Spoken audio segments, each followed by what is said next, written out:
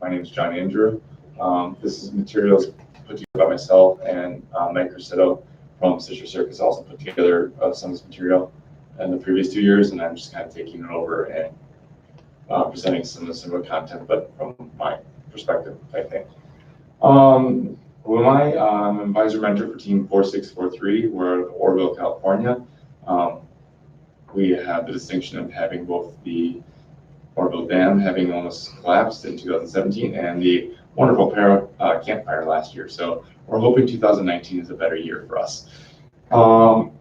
I teach industrial technology at Las Plumas High School in Oroville, focusing on manufacturing, welding, engineering, and graphic design as well. Been mentoring robotics since 2007. At the high school I taught at Michigan for 4 years, and that's where I really got involved in first. Mentoring with Truck Tom Thunder, Team 68. Used to be based out of a truck plant in Pontiac. Again, type of school that has multiple, type of team that has multiple schools involved in it. Unfortunately, due to the financial crisis and the recession and stuff like that, and GM declaring bankruptcy that year, they basically tore down that plant. And so we had to relocate that team to a different school, and it worked out in the end, but it was kind of stressful. Anyway, I moved to California when my wife got a job here at Cal State, CSU Chico. And I started teaching, did a year without first in my life, and then I said, you know what, I gotta do it. So I started a team in 2012. Our first year is 2013 for playing. So why am I here? Like I said, I really love the first robotics competition. I love robotics, I love teaching it, I love coaching it, I love mentoring students in it. And we all are here trying to make this first robotics as sustainable as humanly possible. So you guys on the student level and us on the adult mentor level, it's a team effort, essentially. There are a lot of recipes for success, and that's why these workshops are taking place. They're sharing best practices. 1678 obviously has some awesome techniques and skill sets underneath their belt. We have some stuff that we're doing up in more rural areas that I'll talk about today. And obviously there are other teams everywhere. I'm not saying we have this is the gold standard, but this is things that work for us. And if you find something that works well for you, share it with me. I'm all about learning new things and figuring out new ways of doing stuff. Every FRC team can implement some version of this plan in some way, shape, or form. It's all about your choice, about what you're willing to do, what kind of effort you're trying to put in, and building your pipeline. So as far as what we're going to be doing here, talk about the goal, this pipeline going from elementary school through high school and beyond, to be honest. Strategies for meeting the goal. The primary tool for this case is going to be the Vex Iq Platform. I'll talk a little bit about what that platform is. Methods we use for implementing this strategy of using Vex Iq to develop this pipeline, and then some of the case studies that we are doing up with Northern California with the nonprofit that we run called IronCal. It's Inspiration Robotics of Northern California. And then we'll have a Q&A, and then you guys can ask questions. Yeah. But like I said, if you have questions, ask them at any point in time. There's few enough that we can do this. So what is the goal? To ensure that FRC has a consistent high school graduating class of self-motivated, technically competent students. So that's you guys over there. In order to do this, you need to have consistent class sizes every year for the teams. You can do it with as few as 5, but it'll be hard. You can do it as many as 200, but it's going to be finding roles for all those students. So figuring out where all those people can go type thing. Trying to get the students to be self-motivated to take on the leadership roles in these camps, these events, is key because, to be honest, it's your pipeline as much as it is our pipeline. And students will learn as much mentoring and leading these camps as they are going through them as elementary and middle school students. And when you have technical skills plus confident and are confident, you get inspired students basically. And so if you are confident in what you're able to do, then you'll just do it without question. Whereas if you don't necessarily know exactly what to do, you're a little more hesitant. Usually I tell students when students are learning new computer programs that I'm teaching, think of the first video game. Think of a video game that you very much like, and think of your ability to play that game the first time through. You'll probably died a lot, or crashed a lot, or something like that. More practice, more ability, means that you'll be able to do those things better. So that's hopefully what we come out of this, is that students start with the robotics in elementary school, middle school, leading up to FRC in high school, and then you go on and go on beyond, and then maybe you come back as a mentor. So what do FRC teams typically have? A lot of. We got teachers and mentors, okay, adults. You can get enough of those. You got the parents, guardians, okay? You got students. You usually got someplace to meet. Sometimes it's a closet, sometimes it's a shipping container, sometimes it's a classroom. Who knows? And you got some experience in some way, shape, or form in robotics, building things, coding things, wiring things. There's experience there. It's a lot of skills that you have at your disposal. And students, you guys, are the #1 resource, because you guys, when you guys hit on something that you really like and you enjoy, you dive deeper, faster, and harder than we as adults typically are able to do to keep up. And so it's our goal to get you kind of hooked and then figure out where we just follow you from there, basically. So if you can get that to happen, this becomes an easy process. What we don't have as FRC teams is money, time, and winter, and most of spring. So those make sense because, you know, money is always inflow, outflow. You get sponsors, it goes straight into the tournament, goes straight into the robots, that type of thing. Time, no one ever has enough time in life, really. And, you know, once build season starts, it's go time. And now that we don't have bag and tag, build season longer. It doesn't mean it made it better, it just made it longer. And then you got competition season, you just keep on rolling with things. So, strategy.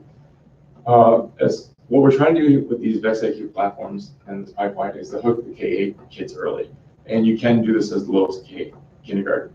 I've seen 6-year-olds grab these kids and just go to town on them and outperform the 7th grader. It was funny.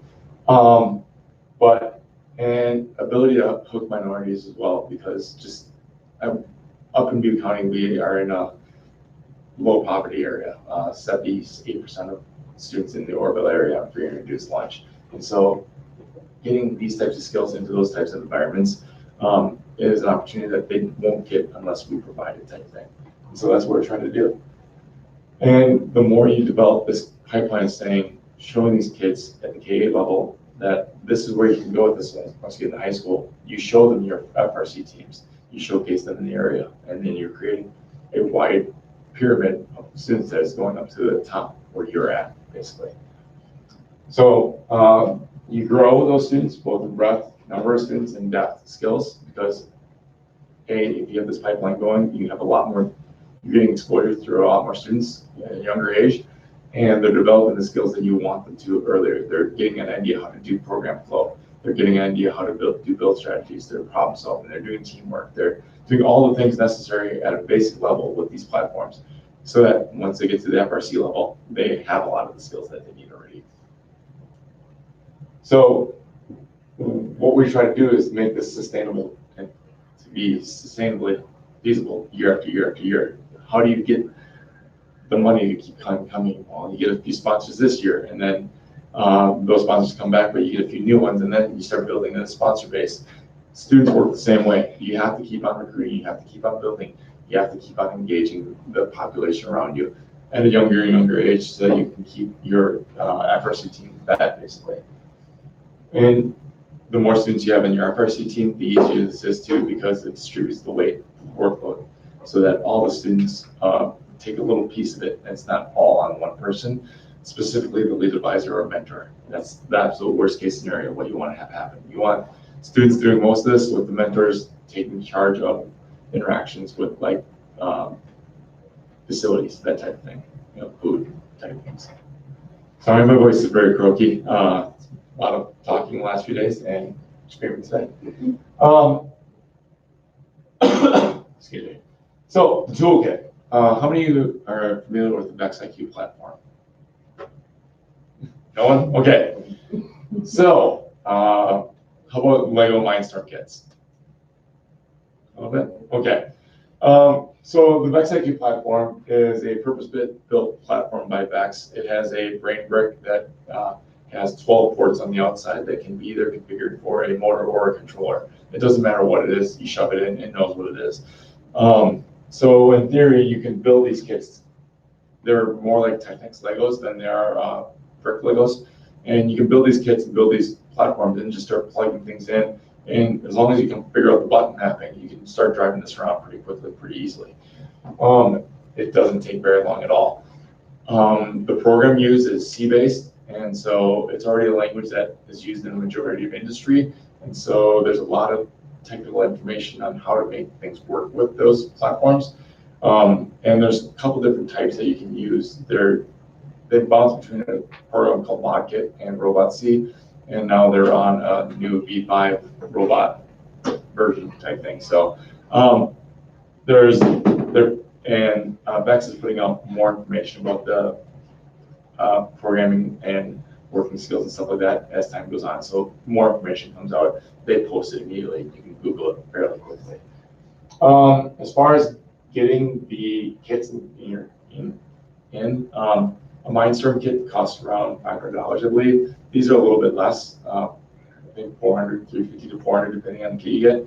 And if you go with a classroom bundle of 12 kits, it's obviously the more bang for your buck. And you actually can get a lot of kits going on these things. You can do these camps. It's a couple $1,000s, and you probably go, a couple $1,000. I do it too.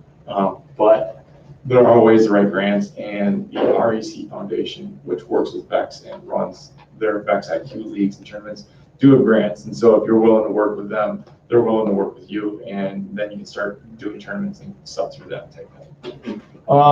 These kits are great for summer camps. You can put 2 kids on a kit, have 24 kids at camp, and you can work them through an entire week, work them through a day, work them through 2 days. It depends on how you want to configure your stuff, how you want to configure the camps to be. Because there's a lot of literature and information out on their websites, they have curriculum to go basically. So they can do a 3-hour camp once a day for 3 hours a day for an entire week. They have 5-hour camps, they have 8-hour camps. And so you can just look at it and say, okay, what kind of camp am I running? Okay, I need to exit out of these and just run this part. Or you look at the game that they did and you actually run them through a scenario where you have 5 days to build a robot for this game. And then you talk about the concepts they're trying to work on in terms of gear ratios, leverage, and stuff like that, some machines and whatnot. So this information comes from Davis. This is how they run their summer camps. And they run 6 weeks of these summer camps. So they fill them up. It's crazy. So they send out notices to all the schools. They let people know, they advertise it. But they run 24 kids between 4th and 8th graders, 5 for 5 days straight. It's a 9 a.m. to 3 p.m. They get a lunch out of that too. $250 for the entire week. You can tinker with that number if you want, but at that number, you actually get a little over the $5,000 to actually be able to do this. So if you can get your initial kit into your hands, you usually can, your return on investment is basically 1 week of camp. If you can run multiple weeks of camps, then you're just talking about money going back into your own robotics programs. The stickler is that you got to have one adult to run it, obviously. If you get teachers to help out with this makes life easier. I'm a teacher, I run a camp type thing, but you always want 4 to 10 students in there because as any teacher will tell you, the student-teacher ratio is key. If you have one teacher doing all 24 students, you're going to have a lot of very upset students because everyone wants that attention. But if you have 10 kids and you have 12 groups, you almost have a 1-to-1 ratio where someone can be helping someone at any given time type thing. So you can have runners going off and doing things. You can have people programming stuff. You can have people programming this corner, building that corner, those types of things. And it's just a matter of how you want to set up those camps. You usually can host it in a classroom like this. We typically do ours at Butte College. In one of their classrooms, they lend it to us for a week, basically.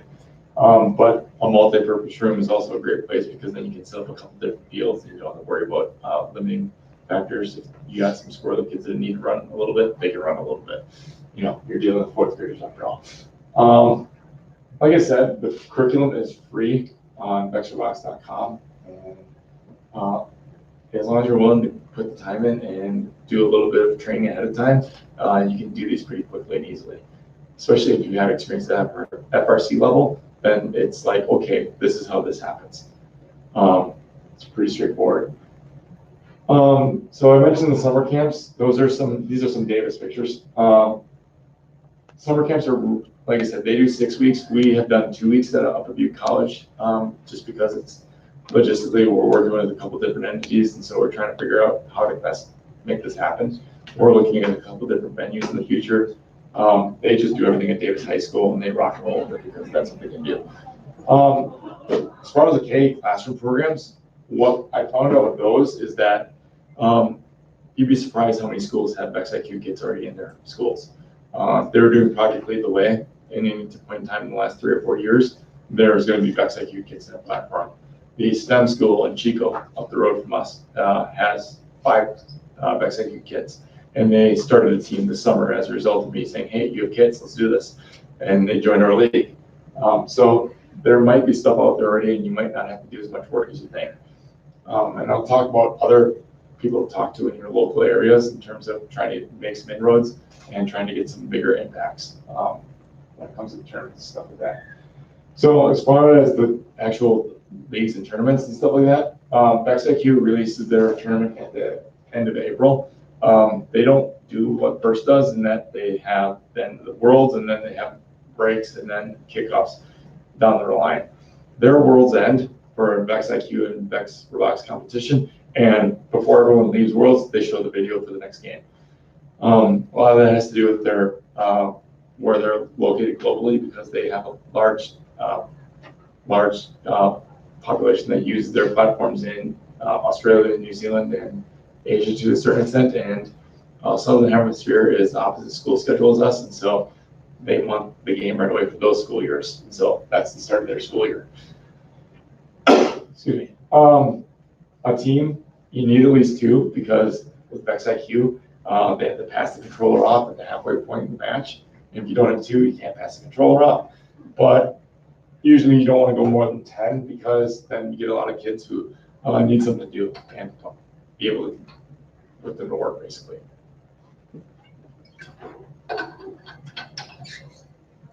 My personal recommendation is 4 minimum. That way, if someone has a sick grandma and can't make it, the kid gets a cold, you at least have 2 to drive. 5 to 7 is a good number. That's what my experience has been. 3rd to 8th grade is what's recommended, but again, I've said it. I've had a 6-year-old grab a controller and go to town on this. And the only reason the 6-year-old grabbed the controller as a kindergartner is because his mom was the coach for that Vex IQ team, and no one else wanted to drive. So she said, here, and he rocked it. It was awesome. Ask parents to become coaches and handle the team money. If you're having issues with school districts or schools, ASB programs, that type of thing, keeping books and that type of thing. These teams don't really need a lot of funds. So if you get 1 or 2 sponsors, a couple $100 here and there, once you get the kits in hand, no problem. You can roll with this for a couple of years yet. It's just tournament registration, that type of thing at that point in time. Once you register with the Rsc Foundation, you can go to any tournament that you want to. You can join any league that you want to, wherever you want to, basically. They just handle the logistics online and the state presence, basically, so the state championships. What's neat about this, though, too, is that I have a lot of college students that mentor my FRC team members because they're in the engineering programs and they wanted to see this in their high schools and they never got to experience it. This gives the high school students an opportunity to go down another level and become mentors themselves and learn how to be a mentor. And believe it or not, that's a tremendous skill to have, because once you get in the work world, it shows you how to work with people, that type of thing. And so getting students in FRC to mentor younger kids, awesome thing. It's in the same pipeline as the FLL, FTC type things, but just a different platform.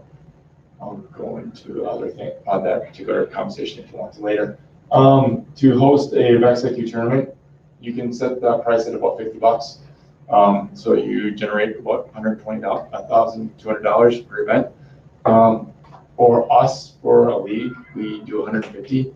So that's 4 events over the course of the entire fall. But we have to rent the venue, we have to rent the tables, we have to do a whole bunch of other stuff. We're working on that stuff in terms of getting our own stuff to make it happen easier. But it costs money to put on these tournaments. And so if you have a school that's willing to host it and provide the things you need to actually host it, great, run with it. If you can find an organization like ours, hopefully in the future, where you can rent a tournament from us, we're going to do that too. I'll talk about that in a second too. I talked about the Rsc Foundation. If you say you're going to run a tournament, they'll basically send you a trophy pack. There'll be banners in it, trophy pack. You don't get all the trophies you need necessarily, but it reduces the cost on you. I think it's about 4 or 5 trophies overall. If you want to get the big trophies for the tournament champion, then you got to spend a little bit more money, but you'll get some small trophies at least. Since you're on trophies, I was just wondering, what do you get trophies for, or were you about to tell us that? Oh, to purchase them or? No, but you said you need so many trophies. What are the trophies given for? So tournament champion, it's a team, it's alliance of 2 teams. So whoever gets the most points, basically. There's a skills challenge as well, which is a programming and teleop portion. So it's a combined score of those 2 things. There's the engineering excellence award. There's the design award. There's a whole list of awards that you can do. Think, Amazed, judges award, obviously. And so there's a whole bunch of things you can do. It's just, you look at the list and say, I want to be able to give these awards.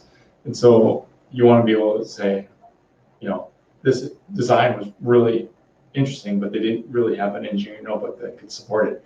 And so the engineering excellence award would go to the more well-rounded robot that was documented for the entire process, that type of thing. So when you do a tournament, it's host a Vex Iq tournament, they don't have a requirement that for a Vex Iq tournament, you have to do these. You can kind of like pick and choose what awards you want. Typically, they want you to do the engineering excellence award and tournament champion. Okay. Those are the ones that generally qualify for state competitions. Okay. And they run 5 state competitions, and they're gearing up probably do 6 within the next year or 2. So they want you to have a minimum number of teams, usually 16. We got away with running 8 this summer, and like the very end of August, we did the Butte County Fair. It was the first tournament in the state, and so that's why we had so few teams, because no one was back in school yet, and so people weren't really interested. We're going to really advertise this at the camps this year, and so we're hoping to get more teams there and make it a bigger event. But to be first out of the gate was kind of fun, and they said, okay, yeah, your tournament champions will go on. You can give up other awards, but focus on the tournament champions type thing. Focus on the game. So they're flexible with you too, especially if you're new. You can ask a lot of questions. Heck, you can ask me a lot of questions, and I will email you all day long. Yeah, so it's a matter of how many you want to give. There's a big long list on their website that you can do. Sure, I was just wondering what you required to do. Okay.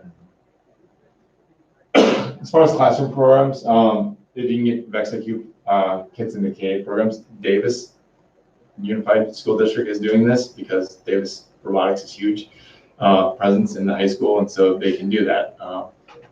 My organization, IronCal, we don't have any presence in the schools. We have a partnership with Butte County Office of Education.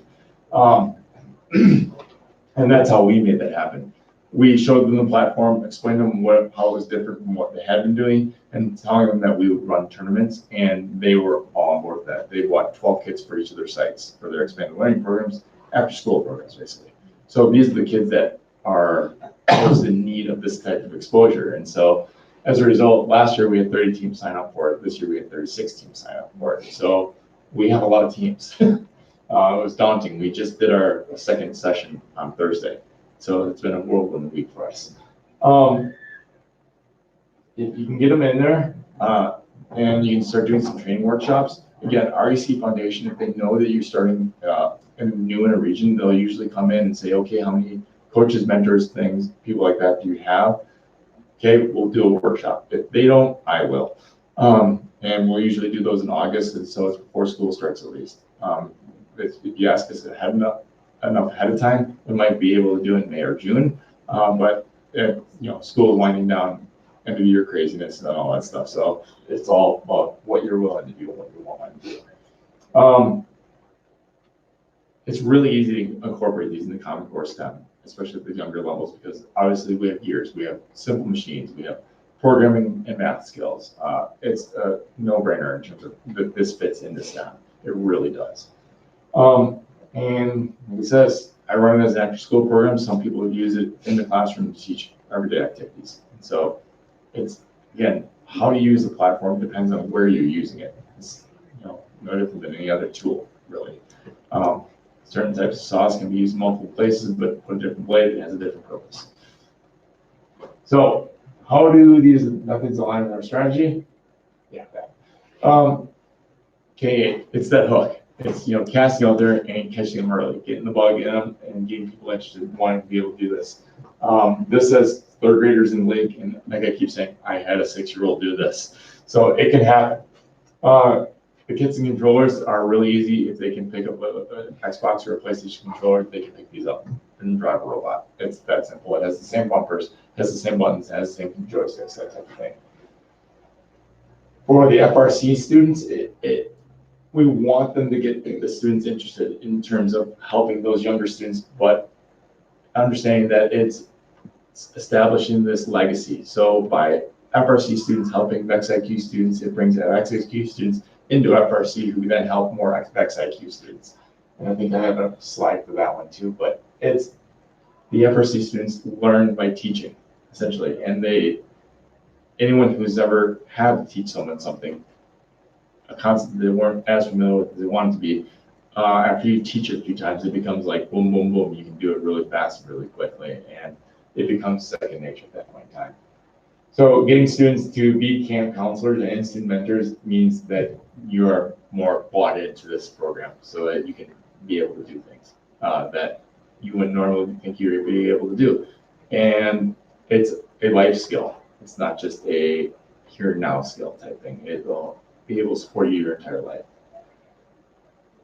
So as it grows, the students learn design, programming, communication, leadership skills before they get to FRC. Again, this is that idea of where are they learning these skills and how can you preload them so that the learning curve is faster at FRC, because FRC can be brutal if you aren't prepared for it type thing. So if you can get them a little bit sooner, get them in there, get them learning that. FRC students learn to mentor and teach, learn how to run events. And believe it or not, Davis, their mentors pretty much don't touch these events. It's mostly student run. They maybe have 1 or 2 mentors that are there just to make sure it's supervised, but the students are doing the queuing, students are running the computers, students are doing the scoring, repping, all that stuff. They have the personnel to be able to pull that off. So you might have to rely on parents and guardians and other people to help make this happen, but it's doable because I do it with a squad of 12. And that's my student squad. So the summer camps and Vex IQ events can profit you. You basically get some of these kits in your hands, in your possession, and you start doing events. You establish all the material that you need to keep the events going and going well. It's one thing just to be able to say, I have a boom box that plays the sound, and I'm keeping score on this piece of paper that's entered in manually. It's another to be able to start putting TVs up places and actually have sound systems and make it feel like one of these FRC events. And the students respond better to that feel than they do to just a table sitting there. I've experienced both of them, and it's amazing how much a little background music helps keep kids energized. So again, that's the snowball effect I was talking about in terms of Vex IQ coming to FRC, who then show up in Vex IQ as mentors and promote more students come to the FRC. And I just talked about that. Main thing is that the mentors aren't doing everything. This is, again, FRC is supposed to be about the students learning, the student experience, the students becoming a greater individual. If they're doing this as well, that's just another, feather in their cap, another thing in their resume that they can do and that they have. So this is Butte County, Iron Cal, Inspiration Robotics in Northern California. We actually have a footprint. I have a map that I'll show you later. It goes from about Marysville all the way up to Shasta City, through Redding, Red Bluff, all those cities in between. We have some teams in some way, shape, or form sprinkled around there in various ways. I'm going to talk about Butte County first and how we started with it. Geographically traits of Butte County, we have cities. People know this, but we're essentially a rural community. Chico being the biggest at 100,000, that's not a very large city compared to the Sacramento area or the San Jose area or the Bay Area or further down south. So how do we do this? Well, like I said, we partner with Butte County Office of Education. They have a footprint in every single school in the county. And so if we can work with them, that's how you get out in those more rural areas. Playing long game, establishing those relationships, getting a 501c3 started and saying, what is your goal with that 501c3? Or partnering up with an existing 501c3 will help you a long ways. It's a way of getting grants. It's a way of getting people to donate large sums because they're willing to work with one entity versus working with several different high schools type thing. And that's what they'd be doing if they were working with a lot of different FRC teams that were strictly high school based. The Rsc Foundation, again, we wrote a grant in partnership with the Butte County Office of Education. They said, we're going to buy these number of kits. Foundation went, great. That many kids coming to you. Iron Cal, you get this number of kits as a result of that. We got 14 kits from them and 1.5 fields. So we bought another 1.5 fields and we ran a tournament with that. We did the training with the Rsc Foundation that very first year, and they looked at the numbers we had and they said, you know, we know that we told you only had to run a tournament, but this could be a league. And I said, okay, tell me what a league looks like. And I'm like, you know what? This is the way we're going. We have this many people. We might as well do it. So we jumped in, feet first, drank the Kool-Aid type thing. And we had 30 teams. It went great up until November 8th. Then the fire happened and we lost, 7 teams who scattered. And then we had to push back our finals until late January. And then we only had 17 for the finals that year. But this year, again, we have 36 teams now. Many of the teams came back and are reconstituted. And we had our second event. We had 32 teams at the event of the 36. So to only have 4 teams missing, that was fantastic. In terms of running a league versus running a tournament, you know, it's a one-day thing. If you're doing the tournament, it's many days over a long period of time if you're doing the league. What we're actually learning right now is that we have enough elementary and middle school kids that the middle school kids are getting a little frustrated with the elementary school kids, and the elementary school kids aren't understanding why the middle school kids are frustrated at them. And so what we're trying to do is trying to figure out for next year how many middle school teams we could actually constitute, run a middle school league, and then maybe do 2 elementary school tournaments in the fall on Saturday or something like that. From a financial perspective, it actually makes sense to do that because you might actually make more money. But exposure is the big thing. The reason why we didn't do one tournament is because I've done one tournaments with Butte County before for other things, and they do it and then they forget everything they learned for that 1 year. By being able to do a league, you have this progression of, okay, here's a tournament, you have 3 weeks to fix it. You have 3 weeks more to fix it. You have 4 weeks now to finalize it.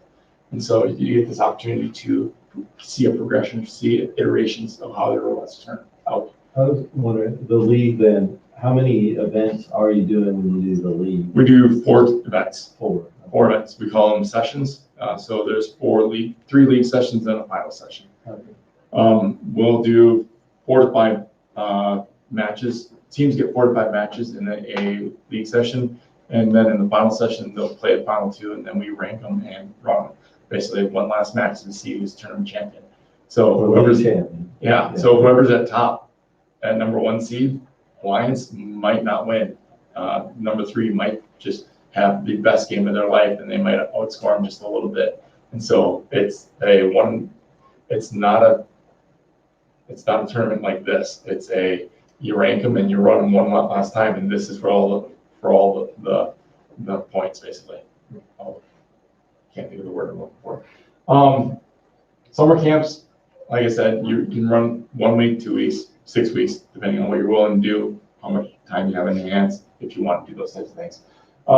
As far as workshops for coaches and mentors, our biggest thing is that we'll have them come in and build a robot. Usually Vex Iq will have a generic robot that will do most everything for that game, but none of it very well. In fact, this year's robot is out of spec. So if you show up with that robot, we go, you need to rip these things off in order to be able to play this game. And so we don't encourage people to stick with that robot. Build it once, learn how to play with it, manipulate a little bit things, and then figure out how to do it better, basically. After that, we tell our coaches you should be wearing oven mitts at every match, at every meeting. You shouldn't touch the robot. Okay? You can probably help with programming, but don't touch the robot. This needs to be their thing. Otherwise, you get adults building robots, and that does little kids no fun. No good, basically. They're not learning anything. They're just watching you build a robot. Whereas the tactile experience of putting together things is why we're doing this. And emphasizing again, it's more than robots. It's a pipeline. It's talking about them while, troubleshooting something. It's not working. Why is it not working? Is it plugged in? Is the battery charged? Is this side symmetrical to this side? Is it one peg off? Is that why it's turning the way it is? You're asking probing questions, trying to figure out why it's doing what it's doing. Is why we're doing this at such a young age. As far as Shasta County goes, we partnered up with them this spring. They've been doing the Vex Robotics competition for a number of years at the high school level. And we got in touch with Sierra Pacific Industries, and they're already partnered with Sierra Pacific Industries, and Sierra Pacific basically said, you need to talk to each other. And we're like, sure. And then we did, we're like, oh God, this makes sense. And so basically we're kind of cross-pollinating to a certain degree. They want to push VRC at the high school level and the middle school level. We already had Vex IQ at the elementary and middle school level. And so they're trying to show us how to do VRC at the high school level, and we're trying to show them how to do Vex IQ elementary level, basically. They're also working with the Shasta County Office of Education. They already had kids in the classrooms. They just don't have the infrastructure to be able to do tournaments. We do. So we'll throw the stuff in a trailer, drive up to them, and set up a tournament for them this spring. I tried to convince them not to do spring, but they want to do spring. Not sure how I feel about that. So now we are one entity under one roof that is working Central Valley, mountain areas, rural areas in Northern California. Sierra Pacific Industry also occupies that same footprint. That's why it's advantageous to them. So if you're in, Lincoln, in that area, talk to us. We'll work with you.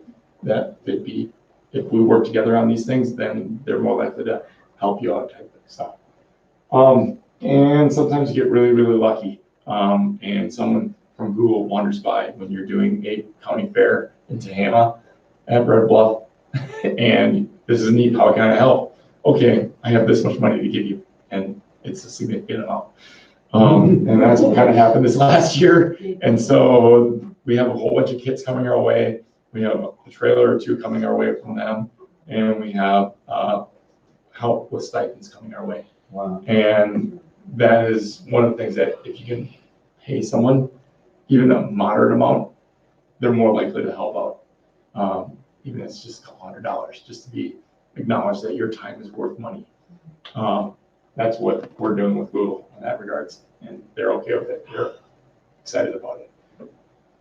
So this is our footprint. We're the dark blue areas. Like I said, the VRC with the EDR kit is heavy in the Reading area, but it's trickling down into the Orville Chico area as well. Butte County, we're heavy on the Vex IQ, Orville in particular, but Shasta County has a lot of Vex IQ teams as well, and we're going to be running a one-day tournament with them in January. Next year, we're looking to expand opportunities in Butte County. We're trying to get a Vex VRC tournament down in Butte County Fair as well, and trying to see if they have enough teams to actually do a league. And then they run their side of things, we run our side of things. We just basically have separate regions within the umbrella of Iron Cal. But this is, this is probably 5 years worth of work. This is 2 years worth of work. This is 1 year. And so when it blows up, it can blow up pretty fast, and you can get a lot of teams involved really quickly, and it can be an amazing experience. And there are people to support you. So don't feel like you're out there in the dark by yourself with your cell phone trying to see in the dark. There is support. There's always support. So how do you get started in all this? You contact us. I have my business card there, or you take a picture. If you want to know about David's stuff, so get that one. They're really good about sharing information. That's my contact information for Butte County. And this is Brian Grigsby at Shasta Unified. He runs this stuff up in Shasta County. We have another Vex IQ event happening in November on the 17th on Thursday night. And if you're interested in this, and we have the kits available, and you just want to dip your toes into it, we can see about loaning you kits to run a camp type thing. And if that makes you money, then you buy your own kits and you run your own camp next time, basically. And so we try to support wherever we can, type things. As far as the events as well, if you start an event, one of the neat things that Sierra Pacific is trying to do for us is trying to give us basically a tournament to go, basically what we were referring to it as.